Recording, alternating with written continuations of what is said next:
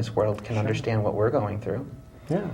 And it's every day at school that I get approached by students constantly. Wow. You're like Yes. a real celebrity now. That is so cool. That is so cool. Do you have your pen with you so you can sign autographs? Right. That is great, though. It really was a good time, and we really enjoyed it, and we'll do it again. And thank you so much for facilitating that. We actually have some other stuff we need to talk about just a little bit. Our calendar, for one, what's going on. We actually have a slight change.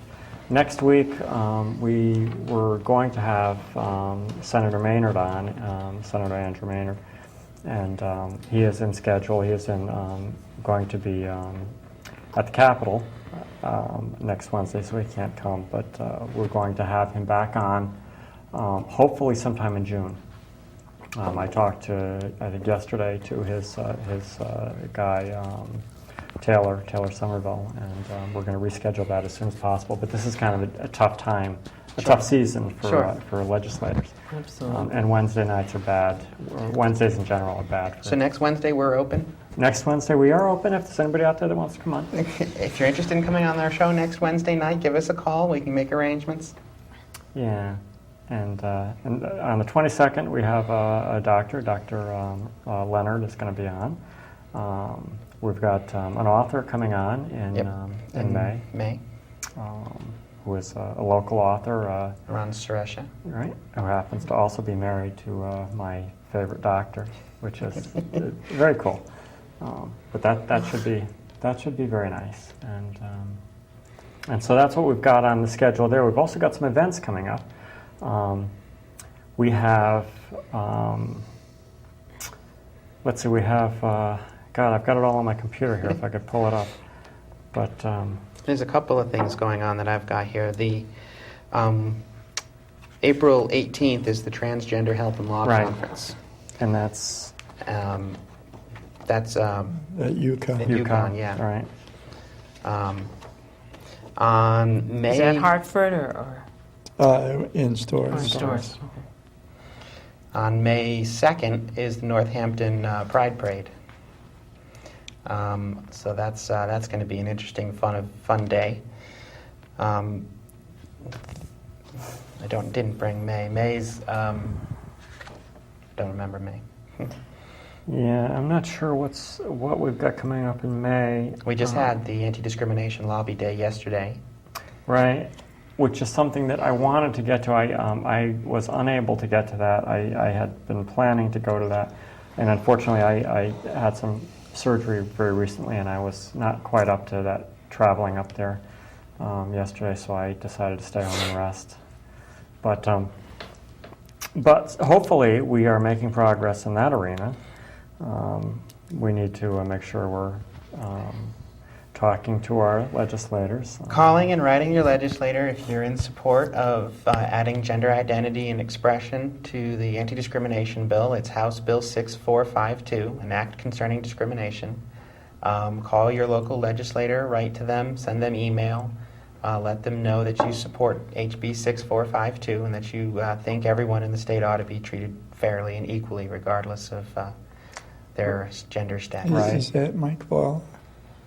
Mike Waller and... Yes. And the judiciary... they are the co-chairs. Co-chairs of the Judiciary Committee. Are Lawler and McDonald. And by the way, I have been in contact with Lawler's camp, and there's a very good chance we're going to have Representative Lawler on the show at some point in the future. But we want everyone to contact even their own representatives, because when it gets out of the Judiciary Committee, potentially goes to other committees, eventually goes to the floor for a vote. Right. And so, so it is important that anybody that supports this contact their particular state representatives and senators. It's a very powerful thing when you can say, you are my constituent. I mean, you are my representative. I live in the district that you represent. Right. Right. Why is this good for Connecticut? Well, because it's to turn it around, it's not good for any state to have their citizens not treated fairly under the law. Right. the idea that you can still have laws on the books that create a second-class citizens is really irksome, especially when you find Exactly. yourself in that predicament. Sure. It's been historically been successful when you add something to the anti-discrimination. It takes a long time for it to get around, and most of the stuff's not 100%, but it improves over time. And if it's not in there, you know, the attitude of some people is, well, if it was actually wrong, it would be against the law. Right. So since it's not against the law, it must not be wrong to discriminate on that point. Yeah. And we just need to make sure that everybody who believes that it is wrong speaks up and you know, with one voice and says, no, citizens in Connecticut will be treated fairly. That's right. It's not that much to ask, really. What we're asking for is not anything that any other marginalized group or minority hasn't asked for before and mostly gotten. Certainly, we're not there yet. But there are concerns around losing your job or not being hired for a job, Right. and it's hard enough in our current economy to get a job. Exactly. Right. Employers will use, if they don't like you for whatever reason, they'll use any reason they can to not consider you or to let you go. You know, it's not really fair. You think about it, it's not really fair if you go to apply for an apartment, you know, or you try to get a home loan, that because I'm transgendered, I should get turned down. And this just doesn't even make sense. I mean, it should be entirely based on my credit Exactly. risks and everything. But it does, right now in the state of Connecticut, it doesn't have to be. Right. It's not against the law yet. Right. That's absolutely true. And I can tell you from personal experience, I was recently laid off from my job. I was with a company for 14 years Wow. and was recently laid off. And I had an attorney tell me, an attorney who specializes in, this is not my attorney, but somebody that my own personal attorney This knows. was a labor law attorney. This was a labor law person who told me that he said, and I'm not going to name any names obviously here, but he said to me that you know, it was unfortunate what happened, but he said if that law had been passed last year and been in place, he said, first of all, you probably would not have been laid off, Right. and second of all, you would have had a whole bunch of recourse, which doesn't necessarily mean that I don't have some recourse. And that's nothing that I would even want to talk about on the show.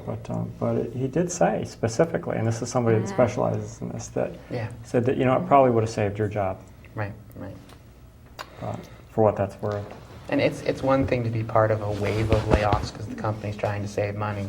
Right. But when it looks like people get cherry picked, Oh yeah, and and only a handful of people or only one person is let go, one person. and they say, well, you know, the economy's tough. Blame it on the economy. I'm sure it is, but where are the other attempts to do cost savings in the company, et cetera, and that's... Yeah. Yeah, I could go on and on about Yes. this, but I won't. But I won't, because I don't really want to. No. And Connecticut is a pretty decent place in the sense that a lot of the big companies in the state already have protections in their own HR policies, just because it's good for business to make that kind of Exactly. thing clear. You know, if an issue comes up, their corporate rules already